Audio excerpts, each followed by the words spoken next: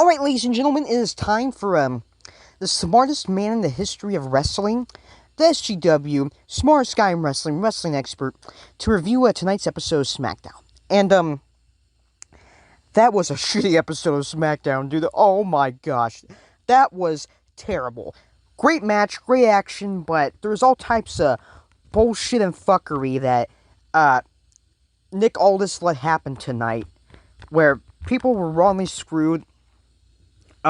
These superstars who work so hard for what they have, and have tried so hard to get to the top, and Nick Aldis plays favorites, and we can't stand for this anymore, okay? Like, say what you want about Adam Pearce, but Adam Pearce would not let this fly, okay? So we open up with that dumbass Jey Uso coming out, and just talk about who's gonna win the money, but yeah, okay, no one cares, no one cared about Jey. Everyone knew that his brother was always superior. He was always the weak link. He was always the weaker half. And then LA Knight comes out, and LA Knight, entertains the crowd. LA Knight, I think he's entertaining. I like him in the ring. But I think he wouldn't be my first choice to root for in the Money in the Bank. Certainly, I think would I necessarily be upset if he won? No, but I wouldn't necessarily be happy either. I don't think his character it is entertaining at times, but sometimes it's just cringe in my opinion. So he's a mixed bag for me. And they have the sunglasses stare down. Jay keeps saying neat. And apparently this is over for some reason. This thing has been a trend since the early Vine days. All of a sudden Jay adopts it, and it's the biggest thing since the fucking invention of the steam engine. And then they have this dramatic stare down. Then Carmelo Hayes comes out and steals the show, as he often does, because Carmelo's he's one of the ones I'm rooting for at the Money in the Bank tomorrow, which I will be reviewing, so stick around for that. And then of course we have to get the great, the lovely, the talented Chad Gable of the Alpha Academy. And Chad Gable brings up some great points here. He said his family left him high and dry. He got hit in the head and left for dead. He's got the Wyatt Six coming after him for some fucking reason. I don't know what the fuck their problem is. This weird fucking supernatural paranormal activity bullshit, fucking Animal House, fucking Pet Cemetery, weird shit, backwoods, fucking, I don't know what kind of Blumhouse Productions bullshit this is, but they're after my man Chad Gable, and Chad Gable has not been given a fair shake, and that's why this company is completely biased against him, and that's why we need to point this down, we need to stand up against this injustice. Then Andrade comes out and blasphemily ruins the great Chad Gable. And Andrade, man, Andrade, you are a fucking disgrace, you hear me? The fact that you remember the great Chad Gable, Andrade, you are such a piece of And then the Scottish Warrior himself, Drew McIntyre, who was screwed out of his fucking win at Clash of the Castle in his homeland. Punk is gonna get what's coming to him. You think it's cute, he thinks they're in that crowd. Just wait until Drew makes it so that he can't fucking wrestle again, and he'll never get his main event at WrestleMania. And then, CM Punk will have to right on the coattails of some promo they gave where he pretended to shoot on the company and walk out and then come back the very next week and took all the heat out of the angle, and then fucking, so, now, Punk's a joke, and you guys who cheer for him, I just don't understand you guys. There is no appeal to Punk. He's good in the ring, sure, but that's not all it takes to be a great wrestler. His personality, his mic skills, he thinks just saying things that are against the grain, against the, but the thing is, Punk says things that are against the grain, but then kisses the ass of all the fans, and kisses the ass of the fucking WWE, and fucking, he sucks back up to Triple H, so Punk's a sellout, Punk's a hypocrite, and, Drew has every right to show him who's boss, because Drew is an actual Irish warrior. With his chest made of steel and his arms made of iron, Drew was gonna show that little wimpy fucking druggy looking Pierce tattooed. It's like he's gonna be begging for money in a fucking alleyway, looking like he's the lead singer of Motionless in White. Philip Jack Brooks, you fucking born in 1978, Chicago's own, Cook County, Windy City, Chi-Town, fucking piece of shit. Also, Drew starts fucking roasting people, dude. He starts fucking throwing shit everywhere, man. He's giving it the business, dude. It's just going fucking crazy, dude. And then he goes up to Jay and he's like, Jay, how'd you make it across the border anyway? And then Andrade's got to stick his nose in this business. Drew's trying to get under Jay's skin, he's trying to get in Jay's head, that way Jay in the match tomorrow, he's so pissed at Drew, he's focused on trying to teach Drew a lesson that he's not focused on the briefcase and the task at hand. It's a brilliant strategy by the Scottish Warrior, but Andrade's gotta, get triggered over there, and he's gotta tackle Drew, and then and it was just a shit show, and Drew gets completely blindsided, and and Chad gets blindsided, and Carmelo, it was just, it was so sad, so this opening segment really pissed me the fuck off. And speaking of shit that pisses me the fuck off, dude. The Street Profits versus Pretty Deadly. Great match. I really enjoyed Barrett's commentary during this. Apparently, Barrett was really turned on during this match. I mean, he was like, I gotta say, Pretty Deadly's fucking sexy in that arena. And Corey Graves is looking over like, what the fuck? Did you just fucking jizz at our fucking table? Like, we're trying to call a match here, dude. Like, but, great match, but this finish, oh my fucking goodness! They do the double dive on the outside. They throw Kip Wilson in, double teaming, which is illegal, like, and and the Street Profits get the victory, woo! These fucking crime, drug dealing fucking bitches, dude. They fucking took the victory for Pretty Deadly, one of the best tag teams in the entire company. And it's just, and so, anyway, so that was the first match of the night. That match was the shits. We get, segments with, Bayley, which I forgot to mention. There was a, backstage segment with, Bayley and Naomi,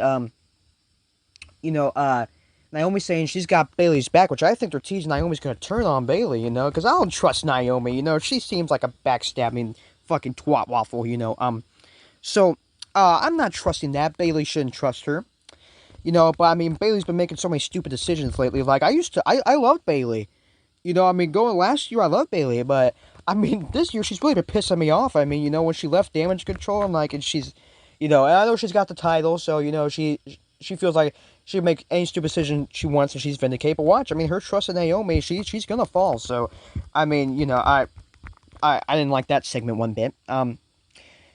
So this far, so at this point, this show's really annoying me. So what do I do when a show really annoys me? Sometimes I just go and take a piss, just take a long piss, and I'm like, there we go, that's nice. All right, now I'm ready to come back and watch some wrestling. So after I come back, I wash my hands, sometimes, most of the time not. And, I sit down and I continue the show, and, SmackDown, the next match we have Indy Hartwell and Candice LeRae versus Jade Cargill and Bianca Belair. Now you want to talk about matches that are the shits, dude, like, I actually said a bunch of shit there, ranting on Bianca Belair and Jade Cargill, and how they are a disgrace to the wrestling industry, and how they fucking, took advantage of this match, and double-teamed and cheated and exploited one of the best teams in the history of pro wrestling, and Indy Hartwell and Candice LeRae, and, I said all types of shit, I said, they are a disgrace, they're equal to Hitler and Genghis Khan combined. I mean, they should not have any business near a wrestling ring, and fucking, but I accidentally deleted it off my internet.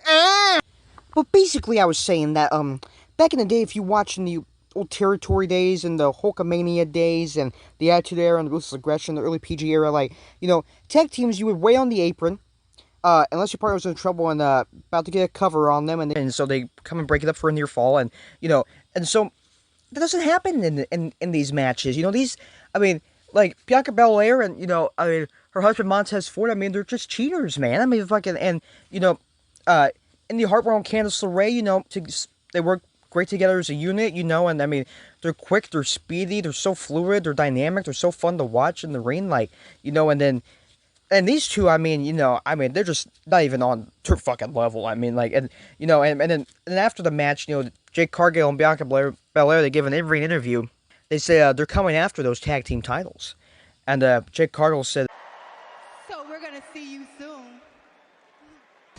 Can you imagine Joey Styles on commentary back in the day during this? Oh my god, they're gonna say that so! This next segment was so insufferable. We got a Randy Orton, who's just been a total tool since his comeback. He's had nothing to the show, nothing to the product. Cody Rhodes is just such a self-righteous, fucking pretentious fucking prick, dude. And, like, he was inserted in that WrestleMania 40 main event that he had no business in being. It's just this finish the story bullshit.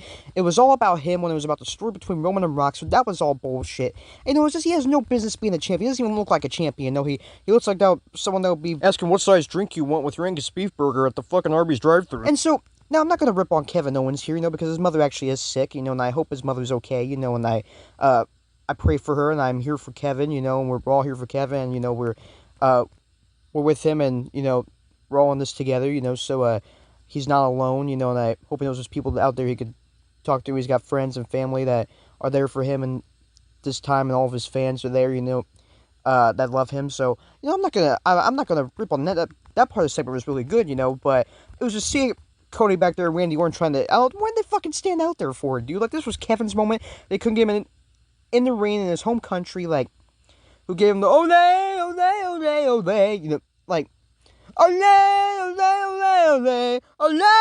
Now, after all that shit, here's where the show really started to pick up some steam, okay? Piper Niven versus Bayley. Now, we've got, the great Chelsea Green out there, one of the best wrestlers working today.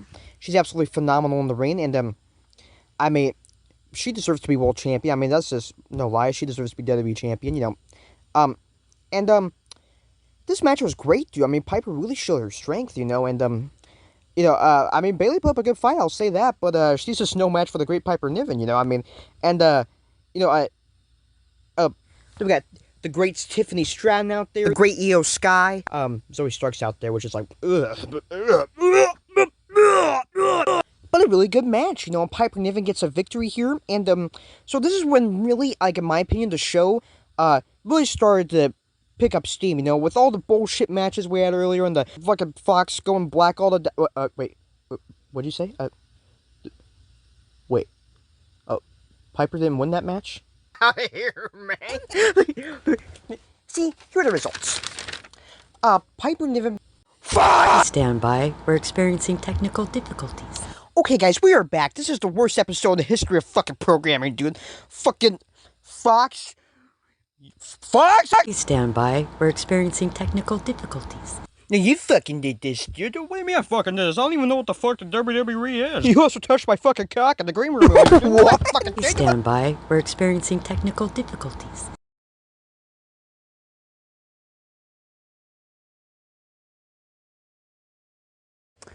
Okay, guys, I'm gonna try to calm down for the rest of the review. I mean, this review's been bananas so far, so this review's been fucking crazy so far, so I'm gonna try to dial it down a little bit. Okay. So so the next part of this episode of Smackdown was sorry, I was just thinking about they did this fucking DraftKings sponsorship tonight, and it's like all current roster guys. It's Cody, it's Seth, it's CM Punk, it's Becky Lynch, it's Roman Reigns, it's Solo Sikoa, it's Chad Gable, it's Austin Theory, it's Logan Paul, then they fucking throw Hulk Hogan in there. It's like you're doing like old school. It's like you're like you're playing WWE like 2K25, and you have the you go and you do a all-star mode, and it's like, I don't even know if they have an all-star mode, but like you play the old school roster, it's Hogan, it's Andre, it's Steamboat, it's Savage, and Flair, and then you're like, wait a minute, fucking John Cena. I like how some sponsorships get mentioned, and some sponsorships are just at the bottom of your screen, like, like, we need like can you imagine, like, I mean, DraftKings pays money to be on the show, and they fucking just get a little bumper at the bottom of the screen, like, it's just barely, like, the Fox logo almost covers it, you know what I mean? Like, it's like, why not have Corey Graves say, and, tonight's episode, the shittiest show that's ever been filmed by humankind is, DraftKings. Oh my god, we're sponsored by DraftKings! By the way, we also had some, trailers for, some recaps of, some trailers. What kind of crack did they slip in my fucking chocolate milk? But, we had some, recaps of, when, the Paul Heyman, that disrespectful little fucking cunt, dude, fucking betrayed the tribal chief and did not acknowledge Solo Sikoa as the tribal chief, and they put him through the announce table like Paul Heyman deserves. Paul Heyman deserved to have his head go through the monitors, go through the cables that hook up the monitors to the feed to the viewers at home, to the commentators, to describe what the viewers at home are seeing. And it's just, I want Paul Heyman. I mean, Paul Heyman is such a genius. Like, he knows better than this, and I think Paul Heyman will come around. You know what I mean? Because look, Roman Reigns is not there. Roman Reigns lost the title. Roman Reigns is not Tribal Chief anymore. Solo Sikoa has taken the reins, and he's the most viable threat to take down Cody Rhodes. So, I think, Paul Heyman needs to show some respect. Paul Heyman, I tell you, those Jews, man. Stand by. We're experiencing technical difficulties.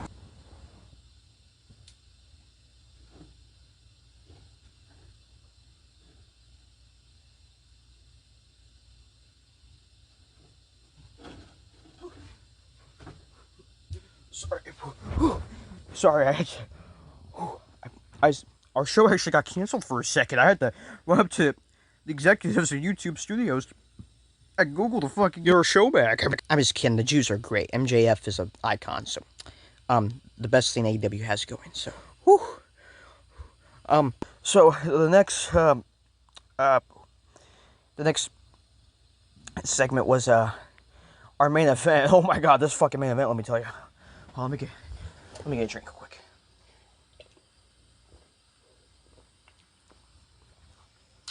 Oh yeah. Whew. that was a very sensual beverage.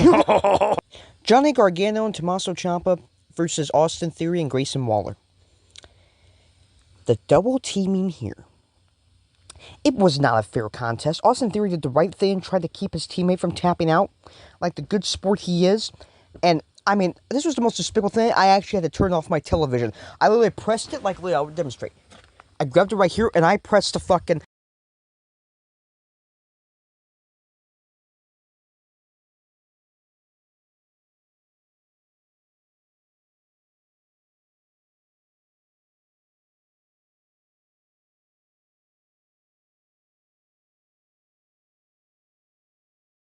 I pressed the stop recording button on accident. I thought that was my fucking cable remote, dude. Fuck this episode of Smackdown, man. Fucking...